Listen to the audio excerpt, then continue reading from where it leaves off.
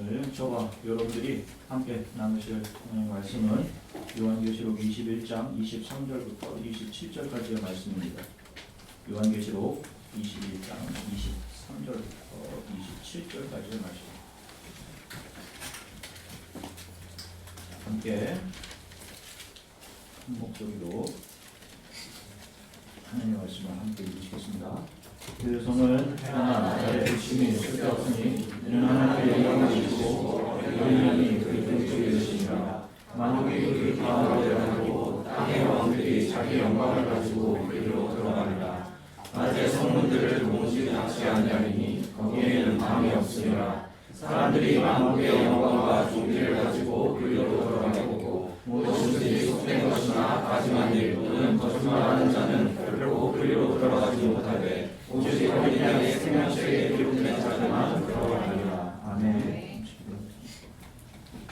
하나님 주님 감사합니다. 이제 우리의 간절한 마음으로 하나님의 말씀을 나누려 합니다. 말씀에 우리 믿음에 대한 확신과 소망을 더해 주시며 세상 속에서 무너지고 쓰러졌던 마음들이 주 예수 그리스도의 사랑과 성령의 능력으로 일어서게 되는 귀한 말씀 선포 시간이 되도록 우리를 도와주시기를 간절히 소망합니다. 감사드리며 예수 그리스도 이름으로 기도드립니다. 아멘. 할렐루야. 한 주간 동안 하나 평안하셨습니까? 하나님의 말씀인 성경의 맨 처음은 창세기로부터 시작이 됩니다. 이것을 창세기를 영어로 제네시스라고 이야기를 해요. 이 제네시스라는 말의 뜻은 기원, 시초, 발생이라는 뜻을 가지고 있습니다. 원래 창세기의 히브리어는 베레시트입니다. 베레시트. 그래서 히브리어 원제는 창세기 베레시트이에요. 베라는 전치사는 인, 영어의 인처럼 뭐뭐 안에라는 뜻을 가지고 있지만 이 단어 자체는 집이라는 의미를 가지고 있어요. 그리고 레시트는 시작의 의미를 가지고 있습니다. 그래서 창세기라는 말에는 우리가 알고 있는 천지의 시작이라는 의미보다 더 깊은 집의 시작이라는 의미가 그 안에 들어서 성경의 처음을 열고 있는 것입니다. 바로 하나님의 집의 시작, 이 세상 교회의 시작을 의미하는 것이에요. 그래서 모세오경은 그 하나님의 나라, 하나님의 집에 이 땅에 펼쳐진 그 집 교회 안에 필요한 땅, 주권, 국민 이 세 가지 요소가 어떻게 하나님에 의해 정착되는지를 보여주고 있는 것이 모세오경입니다. 땅이 마련되는 것을 보여주는 것이 출애굽기이고 그리고 주권이 마련되는 것을 보여주는 것이 레위기 신명기이며 하나님의 국민들이 두 번의 인구조사를 통해 마련되어지는 것 그것이 바로 민수기예요. 이 베레시트를 헬라어로 옮긴 말이 바로 게네시스입니다. 여기서 영어인 제네시스가 나오게 되는 것인데 이 단어에는 기원, 시초, 발생이라는 뜻과 함께 족보라는 의미가 담겨져 있어요. 족보. 아시다시피 예수님이 오기 전 기원전 약 300년경에 북아프리카 북부 알렉산드리아에서 70명의 유대 랍비들에 의해서 히브리 성경을 당시 세계 언어인 헬라어 성경으로 번역을 합니다. 그것을 한국말로는 70인역이라고 이야기하고 셉투아진트라고 이야기를 합니다.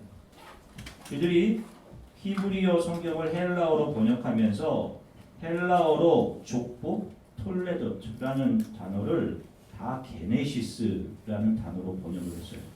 잘 들으셔야 돼요. 왜 유대 랍비들은 베레시트라고 하는 족보, 히브리어의 족보를 게네시스로 번역을 해서 성경을 만들었을까요? 베레시트라고 쓰여진 게네시스입니다. 그것을 톨레도트, 족보라는 의미가 쓰여진 단어에 또다시 사용을 했단 말이에요.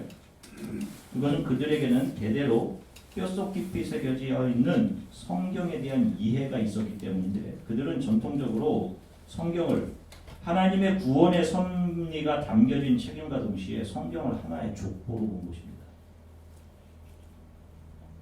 히브리어에는 족보를 나타내는 단어가 톨레도트라고 얘기했어요. 톨레도트. 우리가 성경을 보면 여러 군데 족보가 등장합니다. 창세기 5장 1절을 보시면 이렇게 기록해요. 이것은 아담의 계보를 적은 책이니라. 하나님이 사람을 창조하실 때에 하나님의 모양대로 지으시되.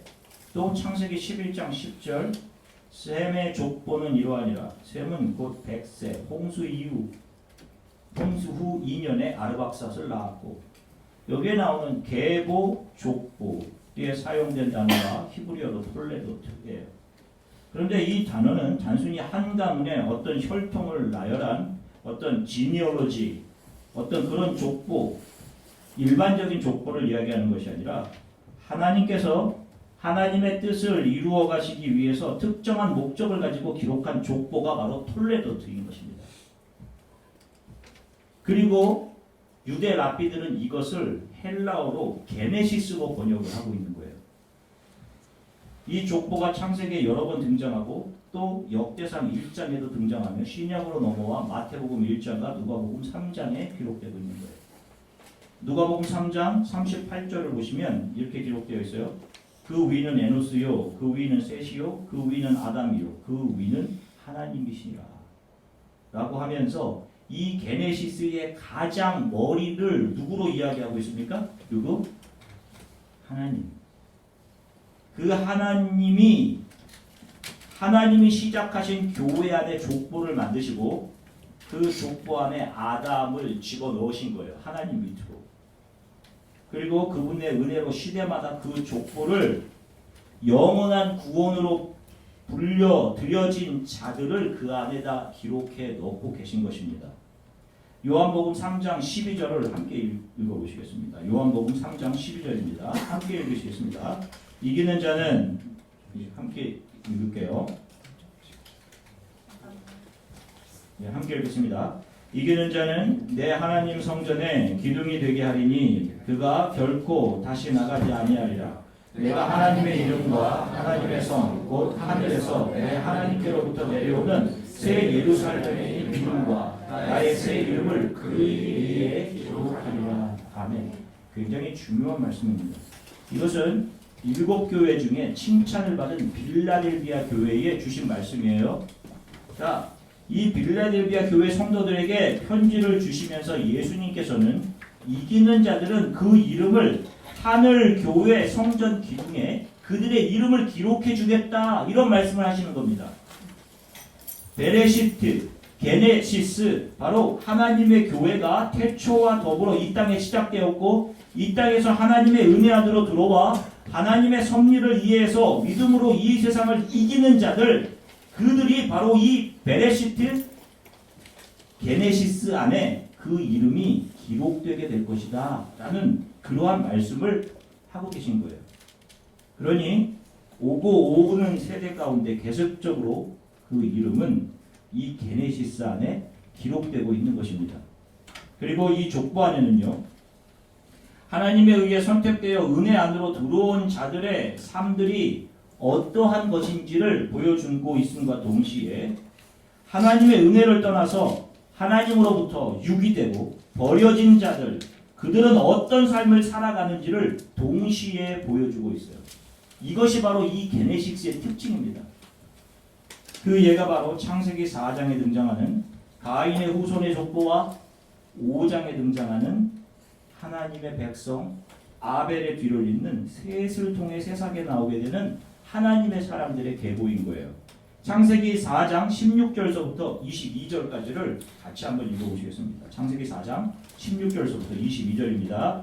가인이 여호와 앞을 떠나서 에덴 동쪽 롯 땅에 거주하더니 아내와 동침함에 그가 임신하여 에녹을 낳았다. 가인이 성을 쌓고 그 아들의 이름으로 성을 이름하여 에녹이라 하니라. 에녹이 이랏을 낳고 이랏은 무이아델을 낳고 무이아델은 무사엘을 낳고 무사엘은 라멜을 낳았더라. 라멜이 두 아들을 맞이하였으니 하나의 이름은 바다요 하나의 이름은 실라였더라. 야단은 야발을 낳았으니 그는 장막에 거주하며 가축을 치는 자의 조상이 되었고 그의 아우의 이름은 유바이니 그는 수금과 청소를 잡는 모든 자의 조상이 되었으며 실라는 두발가인을 낳았으니 그는 구리와 쇠로 여러 가지 기구를 만드는 자요 두발가인의 이름은 라마 보세요. 가인의 족보, 가인의 자손들이 한 일은 다 하나같이 자신들의 이름을 내는 일이었습니다. 자신의 아들의 이름으로 성의 이름을 만들고 이 일을 통해서 자신의 존재 가치를 증명해 간 거예요. 자, 이것이 뭐가 잘못된 것이냐고요? 인간의 삶의 목적은 자신들의 가치를 증명해내는 데 있지 않기 때문입니다. 인간의 존재 목적은 하나님의 은혜를 알아서 하나님을 기뻐하고 감사하며 그분을 영화롭게 하는 삶을 사는 것이에요. 이것이 인간의 존재 목적입니다. 하나님을 영화롭게 한다는 것은 그 사람을 통해 하나님의 성품이 그 사람의 삶을 통해 나타나는 것을 이야기해요. 하나님을 떠난 자들은 다 하나같이 자기 자신이 이 세상에서 무엇이 되는가에 집중하며 살아갔습니다. 그래서 가인의 자손인 람에게 족보 가운데 등장하는 그의 아들 중 첫째 아들 야발은 가축을 집에서 기르는 목축의 시조가 됩니다. 목축업의 시조. 또 람에게 둘째 아들 유발은 모든 악기를 다루는 음악인의 시조가 됩니다. 람에게 셋째 아들 두발가인은 구리와 세로 여러 가지 기구들을 만드는 미케닉의 시조가 돼요. 이렇게 그들은 자신들의 이름 내기를 삶의 목표 삼아서 역사 속에서 스스로 하나님 되어 살아간 거예요. 반면에 은혜 안으로 들어온 은혜의 족보 게네시스 안에 들어온 자들은 어떤 삶을 살았어요? 유다서 14절 15절을 함께 읽으시겠습니다. 유다서 14, 15절입니다. 아담의 칠대손 에녹이 이 사람들에 대해서도 예언하여 이르되 보라 주께서 그 수많은 거룩한 자와 함께 임하셨나니 이는 무사람을 심판하사 모든 경건하지 않은 자가 경건하지 않게 행한 모든 경건하지 않은 일과 또 경건하지 않은 죄인들이 주를 거스르려 한 모든 완악한 말로 말미암아 그들을 정죄하려 하심이라 하였느니라. 자 보세요. 여기서 하나님과 동행하다가 하늘로 올라져 간 에녹이 그 시대의 사람들에게 선포했던 이야기가 있어요. 이 사람들에 대해서도 예언하여 이르되 한 이 사람들은 조금 윗절을 읽어보면 가인의 길을 행한 자들을 이야기하는 것입니다.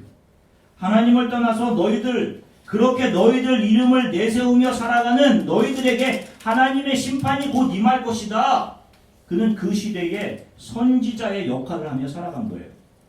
그래서 에녹은 자신의 아들 무드셀라 그 이름 안에 이 아들이 쓰러지면 하나님의 심판이 임한다 라는 뜻을 그 이름 안에 새겨놓은 거예요. 그리고 그 아들이 죽을 그 해에 홍수가 임하게 된 것입니다. 그 아들을 바라보며 그 남은 생을 근신하며 살아간 거예요.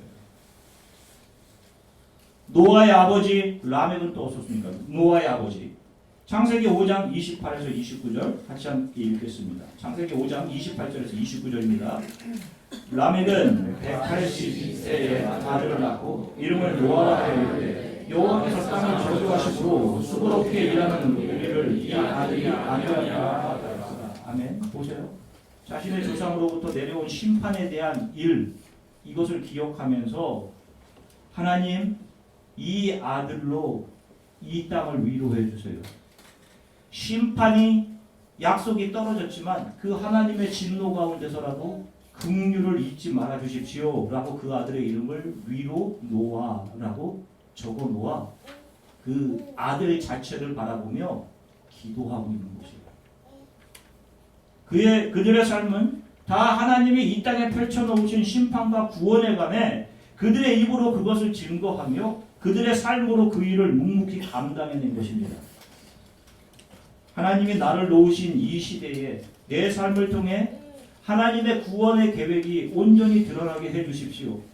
나를 통해 수많은 사람들이 주의 구원 안으로 들어오게 해주십시오 라고 하는 선지자적인 삶을 그들이 살아간 거예요. 그래서 이 족보 안에는 인간의 선악의 가치체계 안에서는 당연히 악으로 판명되어서 모든 사람의 손가락질을 받고 돌에 맞아 죽어야 하는 다말, 참녀의 복장으로 시아버지를 유혹한 여인 다말이 보란듯이 톨레도 게네시스 안에 새겨져 있는 것입니다. 기생 라합은 어때요? 일단 직업부터 인간의 가치 판단으로는 선을 행하기 어려울 것이라는 선입관을 일으키는 직업군에 속해 있습니다. 게다가 자기 민족을 배반하는 적과의 동침, 적과의 내통을 하잖아요. 당연히 악한 일이지 않습니까? 그런데 하나님은 이 여인이 행한 일을 선으로 규명해 주시는 거예요.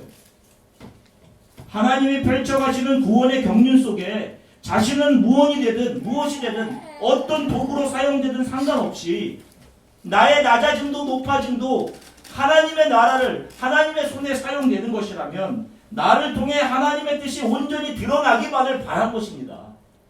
무엇이 되는 것에 집중하며 살아간 것이 아니라 자신을 챙긴 것이 아니라 자기 자신을 내어드린 거예요. 하나님께. 이것이 선이며 이것이 정의인 것이에요. 그래서 이 여인 역시 게네시스 안에 그 이름이 새겨져 있는 것입니다. 오늘 우리가 읽은 본문 보십시오. 27절 요한계시록 21장 27절 다시 한번 같이 읽을게요. 무엇이든지 속된 것이나 가증한 일 또는 거짓말하는 자는 결코 그리로 들어가지 못하되 오직 어린이의 생명책에 기록된 자들만 들어가리라. 아멘. 성경은 분명하게 이 생명책 바로 게네시스 안에 이름이 새겨진 자들만이 하나님 나라 영원한 구원에 들어갈 수 있다라고 분명히 이야기합니다. 절대로 인간 자신의 노력으로 이 생명책 족보 게네시스 안에 자신의 이름을 새겨 넣을 수 없는 것이고 자기가 선이라고 정의라고 생각하는 그런 옷을 입고 있는 상태로는 절대로 이 게네시스 안에 들어올 수 없는 것입니다. 오히려 그런 옷들이 다 해체되고 벗어져야지만 가능한 거예요. 내 자랑, 내 추구, 내 욕망, 내 선, 내 정의 이런 것들이 다 해체된 자들만이 게네시스의 이름이 기록되어 주 앞에 서게 되는 것입니다. 27절에 기록된 속된 것이라고 이야기하죠. 코이노스라고 합니다. 거룩하지 않은 것을 이야기해요. 가증한 일이라는 것은 그들이 자기 자신을 사랑해서 만들어내는 모든 것을 이야기합니다. 거짓말하는 자는 하나님의 말씀을 잘못 가르치는 자들을 이야기해요. 잘될 거다, 복될 거다, 착하게 살아라, 선하게 살아라, 인본주의를 부추기는 것들. 여러분 잘 기억하십시오. 지금도 수많은 사람들이 주일에 교회 나갑니다. 그리고 입으로 하나님을 사랑한다고 이야기를 해요. 그러면서 자기 자신을 동시에 사랑합니다. 예배나 신앙을 가지는 이유가 자기 사랑에 근거한 것이면 절대로 안 되는 거예요. 예배 드리고 신앙 가져서 자기 일 잘 되는 것에 사용하려고 하는 것은 결국 자기 사랑하는 것밖에 안 된다는 겁니다. 그것은 하나님 사랑과 대척점에 있는 거잖아요. 성경의 가르침은 자기 사랑의 영역, 세상의 영역에서 하나님의 사랑을 입고 은혜를 입고 건져내어져서 그 은혜 안으로 들어와서 감격하고 감사하고 자신의 세상 사랑, 자기 자랑, 자기 야망, 자기 의를 해체시켜가는 십자가만을 보여주고 가르치고 있는 거예요. 성경은 그것만을 보여주는 겁니다. 그래서 예수 그리스도만을 보여주고 있는 거예요. 우리들에게. 그래서 그것을 발견한 자들이 예수 그리스도와 똑같이 그 십자가를 어깨에 짊어지고 예수를 따르게 되는 겁니다. 교회 안에는 염소와 양이 같이 있어요. 가라지와 알곡이 같이 있습니다. 때로는 가라지와 염소가 교회의 지도자 자리에 앉아 있을 수도 있어요. 목사, 장로, 집사의 자리에 앉아 있을 수 있습니다. 그들이 주여 주여를 외치며 하나님을 사랑한다고 하며 찬양하며 눈물을 흘릴 수도 있단 말이에요. 제발 자신들을 점검해 보세요. 자신의 생각대로 되어야 교회가 바르게 나간다라고 생각하는 사람들, 내가 생각하는 이것이 정의다라고 생각하는 사람들, 그 고집을 계속해서 갖고 있는 자들이 염소의 길을 가고 있는 거예요. 그들은 하나님의 섭리를 인정하지 않는 겁니다. 자기 생각이 하나님이라고 인정하는 거예요.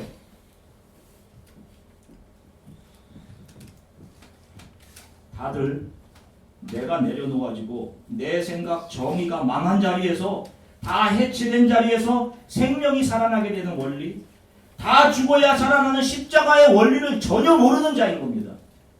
예수 그리스도의 은혜를 모르는 자들인 거예요. 자신들의 지식과 경험, 물질과 재능으로 영혼이 돌아오고 교회가 부흥할 수 있다라고 착각하는 사람들인 겁니다. 그래서 자신들이 몸담고 있는 교회의 목사가 박사이고 교수여야 하는 거예요. 내가 교회를 이렇게 교회를 위해 내가 이런 일을 하는 겁니다 라고 말하는 분들이 참 많아요. 그것 자체가 그가 염소임을 스스로 증명하는 겁니다. 그렇게 이야기하면서 누군가의 가와 갈등을 일으키고 그 사람으로 인해 교회에 분쟁이 있다면 그는 거짓말하는 사람이 분명한 거예요. 양심의 화인 맞은 염소인 것입니다. 회개의 기회가 있을 때 그 죄의 문제를 해결해야 돼요. 그래야 다시 살 수 있는 겁니다. 그런데 염소들은 죄를 은폐하고 감추려고 들죠. 손으로 하늘을 가리는 것에 불과하죠. 이제 곧 하나님 앞에 서야 할 텐데 저와 여러분들이 언제 하나님 앞에 설 거라고 생각해요? 곧 서야 됩니다. 그때 나는 너를 모른다 하면 그 사람은 다 망한 겁니다. 소명의 기회가 없는 거예요. 어떤 분들이 제게 물어요. 목사님 박사 논문만 마치시면 되는데 논문을 쓰시지요. 그동안 고생하신 시간들과 하기가 너무 아깝지 않습니까? 고생하시면서 코스웍을 다 하셨는데 죄송하지만 하나도 아깝지가 않습니다. 제게는 하나님이 입혀주신 소명, 목사만 붙들고 있으면 돼요. 그 앞에 가서 이것을 내려놓을 겁니다. 박사가 필요한 교회는 박사 교수가 가면 되는 거예요. 여러분들은 제가 어떤 옷을 입고 여러분들 앞에서 하나님 말씀 증거하기 원하세요? 박사 가운 걸치고 설교를 할까요? 아니면 하나님이 제게 주신 사명, 목사의 옷을 입고 이 사명을 무릎으로 감당할까요? 저는 하나님으로부터 받은 목사 붙잡고 하나님께서 이 목사의 옷을 벗겨주시는 순간까지 영혼들을 위해 열심히 말씀 준비할 것이고 복음을 증거할 것입니다. 시간이 없어요. 제게는요. 일주일을 쪼개도 시간이 많이 없습니다. 제가 미련하기 때문이기도 하고 학습 능력이 떨어져서 그런 것 같기도 해요. 더 이상 나를 세상의 것으로 옷 입혀줄 시간이 없습니다. 이제는 50년간 나를 채우신, 나를 꼭꼭 채워주신 그 하나님의 은혜를 다 쏟아부으면서 살아가야 하는 것이 맞는 것이라고 생각해요. 이제 더 이상 여기서 나를 채우려 든다면 그것은 자기 사랑이에요. 뭘 포기할까요, 제가? 매일 하나님 말씀을 준비하는 시간을 제가 박사학위 따기 위해 인간이 쓰여주는 그 학위 때문에 여러분들에게 증거해야 할 말씀에 대한 공부와 묵상과 기도의 시간을 줄일까요? 성경은 하나님의 구원의 역사를 펼쳐 보여주시는 책임과 동시에 바로 톨레도트, 게네시스, 성경은 구원받은 자들의 족보이며 생명책인 것입니다. 자, 그러면 저와 여러분들의 이름도 여기 어딘가에 있어야 될 거 아니에요. 그죠? 어디에 있을까요? 저와 여러분들의 이름은 그러면 한 누가복음쯤에 있다고 생각하세요? 성경의 맨 마지막을 같이 한번 읽겠습니다. 요한계시록 22장 19절부터 21절 성경의 맨 마지막 부분입니다. 요한계시록 22장 19절부터 21절 한 목소리로 읽으시겠습니다. 만일 누구든지 이 두 마리의 예언의 말씀에서 제하려 하면 하나님이 이 두 마리에 기록된 생명나무와 및 거룩한 성의 참여함을 제하여 버리시리라. 이것들을 증거하시니가 이르시되 내가 진실로 속히 오리라 하시거늘 아멘. 주 예수여 오시옵소서. 주 예수의 은혜가 모든 자들에게 있을지어다. 아멘. 요한이 모든 환상을 다 보죠. 하나님의 구원의 경륜, 그분이 펼쳐가시는 구원의 역사를 환상과 계시로 봅니다.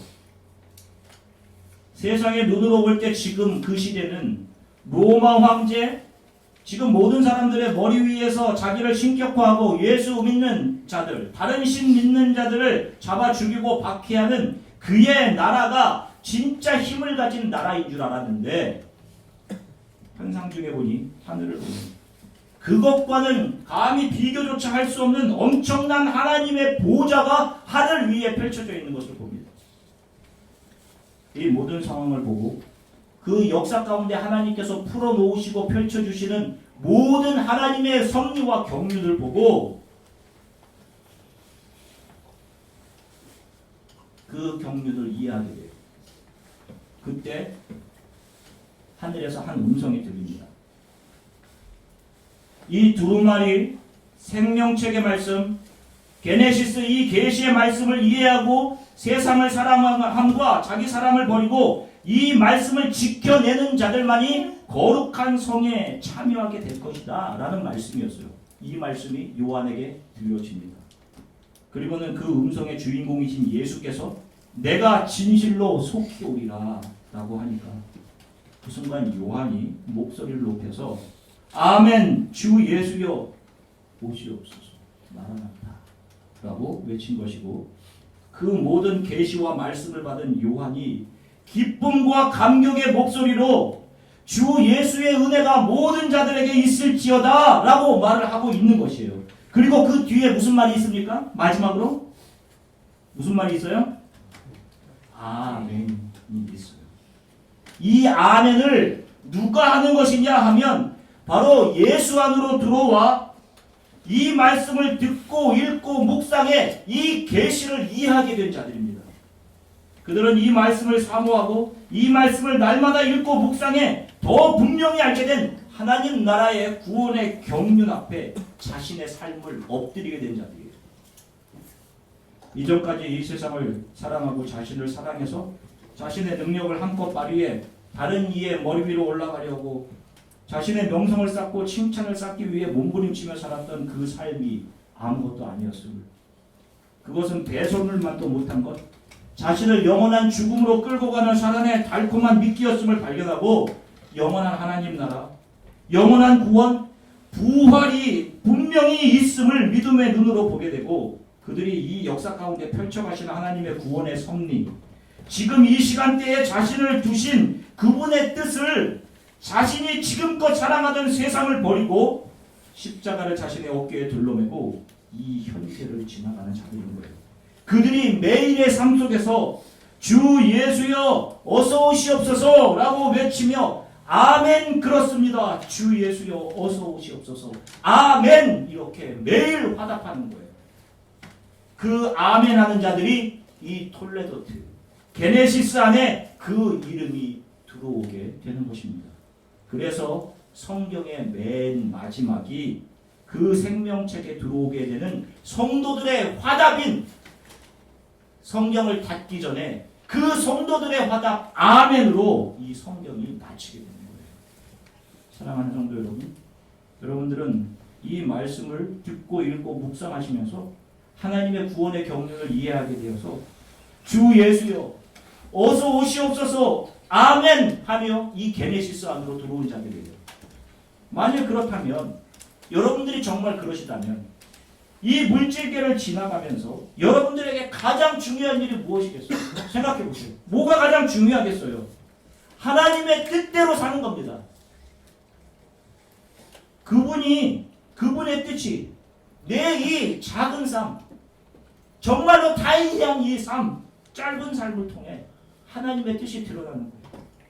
여러분들의 일상생활이 신앙생활, 예배자로서의 삶보다 다른 것들이 더 우선순위에 올라가 있으면 안 되는 거예요. 그게 가증한 것입니다.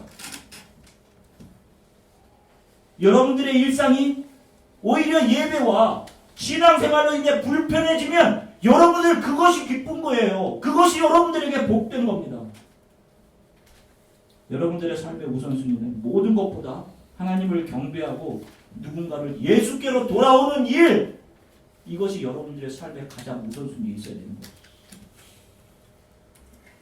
그 크신 하나님의 은혜를 발견한 자들이 이 일을 하며 이 현재의 시간을 지나가는 겁니다.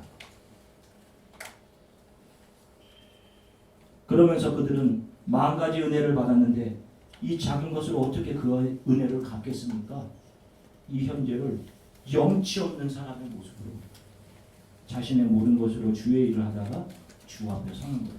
그리고 제가 자격이 없는 거를 주님 하는 겁니다. 요즘 제 바람은 한 명이라도 저를 통해 선포되는 예수 그리스도의 복음을 듣고 한 명이라도 주 안으로 들어오게 해주십시오 라고 하는 일이에요. 다른 어떤 좋은 일도 필요 없습니다. 제가 자라났던 교회 한 장로님이 생각납니다. 성함을 말씀드리고 싶어서 윤덕현 장로님이라고 노상에서 시계를 파시며 장로님들 중에 가장 가난하셨던 장로님이세요. 제가 어렸을 적 주일학교 성가대를 할 때 그렇게 해서 보신 돈으로 아이들에게 빵을 사다 주셨어요. 저는 늘 빵을 사다 주셔서 이 장로님은 빵집을 하시나 어렸을 때 그렇게 생각했어요. 나이가 들어서 그걸 이해하게 되었어요. 가장 가난한 장로님. 늘 조용히 기도하시고 존재감 없이 장로님들 중에 교회를 섬기던 분이셨습니다. 당시 사람들은 저도 그랬어요. 목소리 큰 분, 돈 많은 분, 추진력이 좋은 분들이 교회에 영향력 있는 분들이다. 필요한 분들이다. 이런 생각을 했어요. 그런데 이제는 이게 토론이 잘못됐다는 걸 압니다. 확신건대 이 장로님, 이 윤덕현 장로님 같은 분들이야말로 조금 후에 하나님 앞에서 아름다운 모습으로 주께서 그분의 눈물을 씻겨주시는 모습으로 분명 다시 만나게 될 것입니다. 다른 이들 나이가 들어도 수십 년 신앙생활을 하고 안수집사, 장로, 심지어 목사가 되었는데도 자기 혈기가 남아서 자기 주장하고 있으면 그 사람은 가라지오 영소로 들어가게 되는 거예요. 그래서 부잣집 앞 나사로가 부자의 무시를 당하고 이 땅에서 그런 모습으로 사는 거예요.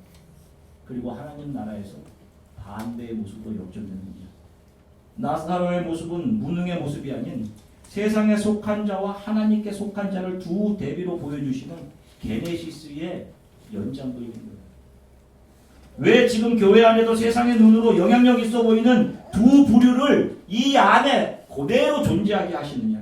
목소리 크고 자기의를 내세우며 내가 얼마나 하나님을 사랑하는데 하는 자들과 아무런 영향력 없어 보이지만 하나님의 나라를 소망하며 조용히 기도하며 성도들을 섬기는 두 부류를 이 안에 있게 하시는 것은 우리가 게네시스를 통해서 보듯 하나님께서 우리에게 양과 염소는 가인과 아벨은 그렇게 구별되는 것이다. 이 사실을 보여주시는 거예요. 제가 요즘 너무도 좋아하게 된 찬양이 한 곡 있습니다. 웬 말인가 날 위하여 주 돌아가셨나. 옛날에는 이 찬양만 나오면 교회 권사님들이 좋아하시는 찬양이라고 생각했어요. 근데 나이가 들어갔나 봐요. 이 찬양이 너무도 좋습니다. 마지막 가사가 늘 울어도 눈물로서 못 갚을 줄 알아 몸 밖에 드릴 것 없어 이 몸 드립니다. 어떻게 하면 제가 바른 목사로 주님 앞에 설 수 있을까요? 찬양하면서 한 주간도 고민을 했습니다. 세상 사람들의 삶의 목적과 관심은 자신이 채워지는 것에 있죠. 자기 욕망, 정의, 주장, 야망. 그러나 예수의 은혜 안에서 우리가 장차 서 있게 될 영원한 하나님의 나라를 믿음으로 보게 된 자들은 이 땅에서 자신들을 채우던 모든 것들을 해체시키고 버리고 삶의 이유가 자신을 채우던 곳에서 다른 이들이 예수 그리스도가 열어주신 영원한 구원으로 채워지는 일에 내가 예수의 손이 되는 것을 사명으로 삼으며 살아가게 되는 것이에요. 사랑하는 성도 여러분, 날마다 주 예수여 어서 오시옵소서 이 소망을 붙드시고 아멘 하며 살아가시는 주 예수의 제자들이 되시기를 예수 그리스도의 이름으로 간절히 축원합니다. 자, 이제 잠시 기도하겠습니다. 주님, 지금 제가 가치 있게 중요하게 여기는 것들이 어쩌면 나를 사랑하는 세상을 사랑하는지도 모르겠습니다. 요즘에 나를 너무 사랑하고 내가 불편하게 되면 신앙과 믿음은 가는데 없어지는 때가 너무 많습니다. 매일 바쁘게 살아가는 것 때문에 주의 은혜와 사랑을 잃어버리고 살고 있습니다. 하나님의 말씀에 대한 사모가 없습니다. 저를 긍휼히 여겨 주십시오. 하나님의 말씀의 계시, 게네시스에 나타난 하나님의 경륜을 이해하게 된 요한이 그 마지막 노년에 눈 감기 전에 이 계시를 바라보고 아멘 주 예수여 어서 오시옵소서 주 예수의 은혜가 이 말씀을 이해한 모든 이들에게 있을지어다 라고 선포했던 것처럼 그것을 들은 우리는 아멘하며 이 게네시스 안으로 들어와 이 하나님 나라를 소망하며 살게 되는 것임을 이 사실을 날마다 붙잡고